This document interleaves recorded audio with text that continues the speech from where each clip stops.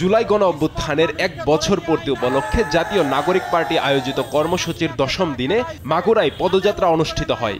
বৃহস্পতিবার দুপুর 1:30টার দিকে এনসিপির কেন্দ্রীয় নেতারা মাগুরা এসে পৌঁছালে জেলার ইছাখাদা এলাকায় তাদের অভ্যর্থনা জানায় এনসিপির সমর্থক ও বৈষম্য বিরোধী ছাত্র আন্দোলনের নেতাকর্মীরা।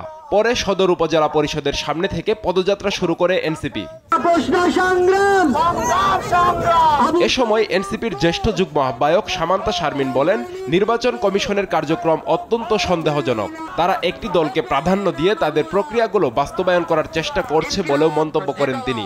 এই ইসি শুরু থেকে প্রশ্নবিদ্ধ ছিল, শুরু থেকে তাদের কার্যক্রম অত্যন্ত সন্দেহজনক এবং তারা একটি দলকে প্রাধান্য দিয়ে, এবং এই ক্ষেত্রে ঐকমত্য কমিশনকেও দায়ী করতে হবে, এবং তারা একটি দলকে প্রাধান্য দিয়ে তারা তাদের যে এই প্রক্রিয়া সেগুলো বাস্তবায়ন করার চেষ্টা করছে। শহরে পদযাত্রা শেষে ভায়নার মোড়ে এনসিপির আহ্বায়ক নাহিদ ইসলাম বলেন, জুলাই সনদ নিয়ে এখনো টালবাহানা চলছে।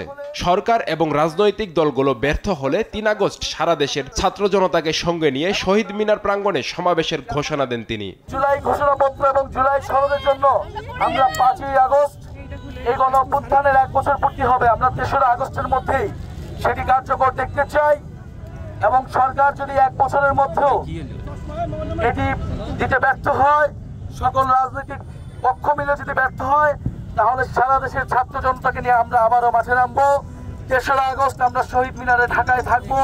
আপনাদেরকে 3রা আগস্টের আহ্বান জানাচ্ছি। আব্দুল্লাহ মারুফ, নিউজ ডেস্ক, দেশ টিভি। মাগুরার বাসী